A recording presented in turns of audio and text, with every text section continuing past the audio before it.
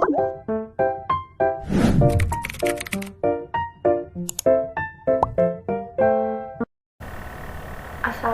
warahmatullahi wabarakatuh. Perkenalkan, nama saya Syifa Hirnisa, NPM 102220803. Saya dari kelas B22, program studi akuntansi mahasiswi Universitas Teknologi Digital. Di sini saya akan mereview atau mempresentasikan kembali materi blockchain dan cryptocurrency. Nah, apa sih blockchain? Blockchain adalah suatu sistem penyimpanan transaksi secara digital, di mana blockchain ini melakukan pencatatan transaksi secara permanen. Sistem ini terletak pada buku besar. Buku besar ini menyimpan transaksi dalam blok dan tersebar di jaringan peer-to-peer, di mana setiap node menyimpan salinan buku besar. Jadi blockchain ini mempermudah dalam penyimpanan transaksi, di mana kita menyimpan transaksi dalam suatu sistem yang ada gitu. Nah, manfaat blockchain ini yang pertama, transaksi permanen menjadi terjamin kebenarannya karena transaksi itu valid atau enggak gitu. Yang kedua, pemindahan data jadi lebih mudah karena adanya suatu sistem yang menampung data tersebut. Yang ketiga, sistem yang aman dan transparan dapat diakses oleh pihak-pihak yang terkait. Nah, gimana sih cara kerja blockchain?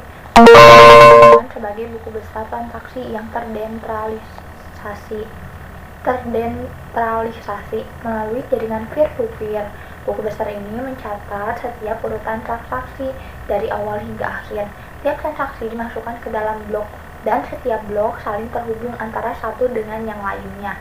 Nah, daftar transaksi dikunci secara bersamaan dan diberi penanda unik pada setiap blok yang akan ditambahkan ke blok berikutnya. Nah, sehingga menciptakan rantai yang tidak dapat diubah. Sebuah blok biasanya terdiri dari informasi transaksi dan kode unik dari blok sebelumnya. Jika salah satu blok dirusak, maka akan mengakibatkan kode unik berubah dan membuat semua blok berikutnya tidak valid. Jadi apabila satu blok dirusak, maka mengakibatkan semua kode berubah dan membuat semua blok berikutnya tidak valid. Nah, bagaimana sih implementasi blockchain pada sektor keuangan? Ini menjadi utilitas karena bermanfaat menyederhanakan layanan perbankan dan kredit, mengurangi risiko dan mengurangi waktu pemrosesan. Selain itu, blockchain juga memungkinkan untuk melacak dan melakukan tracking dan transaksi akuntansi. Blockchain sebagai database memiliki banyak manfaat yang dapat dirasakan lain dari perkembangan aset kripto. Nah, blockchain ini dalam sektor keuangan itu mempermudah dalam menyimpan transaksi secara permanen. Ketika kita melacak atau melakukan tracking ini dapat ditemukan transaksi secara cepat dan mudah gitu, karena adanya kode dan tersimpan dalam blok-blok. Nah, selanjutnya ada cryptocurrency, adalah sebuah mata uang digital. Cryptocurrency didukung oleh teknologi bernama blockchain. Teknologi inilah yang menjamin keamanan transaksi secara online meskipun tanpa menggunakan campur tangan pihak ketiga. Uang kripto dilindungi berbagai algoritma dan enkripsi dan kriptografi yang mengacu pada teknologi blockchain. Nah, jenis kripto yang paling populer adalah Bitcoin dan Ethereum. Jadi dalam cryptocurrency ini didukung oleh teknologi blockchain untuk keamanan data dan transaksi yang ada gitu. Jadi setiap transaksi yang ada itu disimpan pada sistem blockchain. Nah, setiap koin kripto memiliki fungsinya masing-masing. Tidak semua uang kripto itu sah di dunia. Jadi kemudian untuk koin-koin yang memang sudah sah, kamu bisa membelanjakan layaknya menggunakan uang biasa. Yang penting adalah Bitcoin adalah sebagai salah satu contoh dari alat pembayaran yang ada dalam cryptocurrency. Nah, apa sih contoh platform kripto yang ada di Indonesia? Yang pertama itu ada toko kripto, di mana harga kripto di platform ini itu berlaku global, akan langsung dikonversikan dalam rupiah. Koin khasnya bernama Binance, biaya dibebankan ketika hanya melakukan transaksi.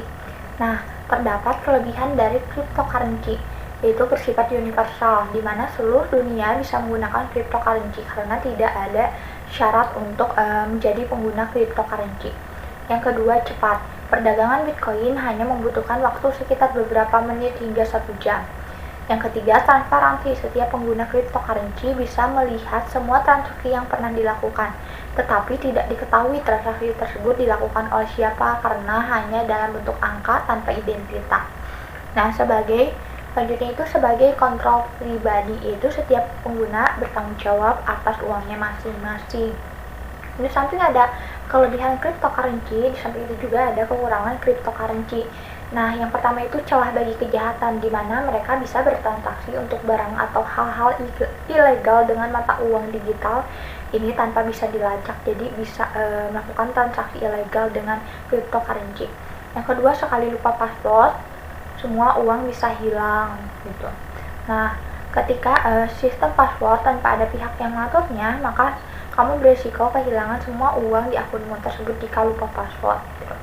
Yang ketiga, masih banyak yang menganggapnya ilegal. Banyak negara masih menganggap cryptocurrency ilegal dan tidak berlaku untuk transaksi jual beli di negaranya. Jadi, blockchain ini sebagai penyimpanan transaksi, suatu sistem yang mempermudah menyimpan transaksi, di mana penerapannya ada dalam cryptocurrency, yaitu uang digital, sehingga transaksi itu lebih aman, di mana setiap transaksi dapat kita akses oleh pihak-pihak terkait.